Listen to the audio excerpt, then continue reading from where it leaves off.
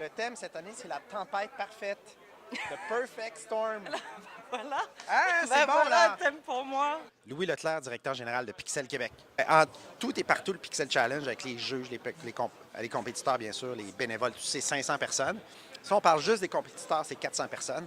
5 pays, le Canada, le Québec, la France, la Belgique, le Mexique et les États-Unis. Oui, oui, oui, ils ont des bourses spéciales par l'Office franco-québécois de la jeunesse.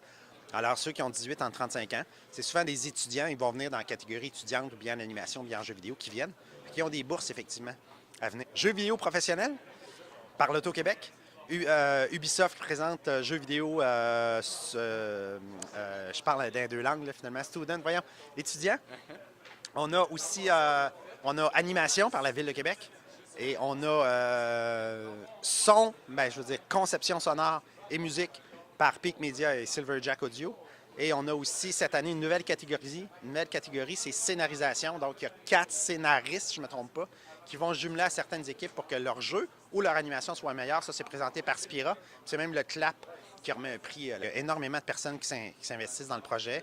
À Québec, on a énormément de commanditaires. Toute l'industrie du jeu et l'animation est là, finalement. Avec Donc, Pierre-Luc Lachange, je suis conseiller municipal pour Saint-Roch-Saint-Sauveur et en charge, donc adjoint au maire pour l'entrepreneuriat. Puis M. Labaume, lui, est-ce qu'il croit en ça, le Pixel Challenge puis Catapulte? Ah, s'il n'y avait pas eu d'autres rencontres ce soir, c'est sûr qu'il était là. Il y croit énormément. Il en est donc fier, justement, que ça fasse rayonner la ville. Et écoute, il part à San Francisco en mission en fin de semaine, début de semaine prochaine, pour justement continuer à faire rayonner les entreprises techno, l'industrie du jeu vidéo, pour aller voir aussi qu'est-ce qui se passe là-bas, comment on les attire à Québec. Donc oui, il adore ce milieu-là. On s'entend que vous êtes ici parce que vous croyez en le jeu vidéo et le développement du gaming dans la ville. En fait, mon ancien emploi, c'est être directeur général de Québec numérique qui organise la Semaine numérique de Québec. Donc, non seulement je crois à cette industrie-là parce qu'on le voit dans la population, mais j'y crois parce que j'ai été impliqué concrètement dans cette industrie-là. Donc, on a des compétiteurs, mais qui sont capables de coopérer pour réaliser des projets. Et ça distingue Québec. Les acteurs se connaissent. On est capable d'échanger, de s'améliorer ensemble et de voir plus loin ensemble. Puis ça donne, ben, regarde, des compétitions comme on a lancé avec le Pixel Challenge. Et ça, c'est une saveur particulière à Québec qui fait notre succès. Mais on se sent bien, la réponse a été super du challenge, puis du Warp Zone aussi. Là, vraiment, le monde est venu, il y a du monde. C'est fou qu'on se sent super bien. Moi, j'ai beaucoup hâte de remettre les prix. J'ai vraiment hâte de voir les jeux et les animes qui ont fait, les animations qu'on fait. J'ai beaucoup hâte de remettre ça.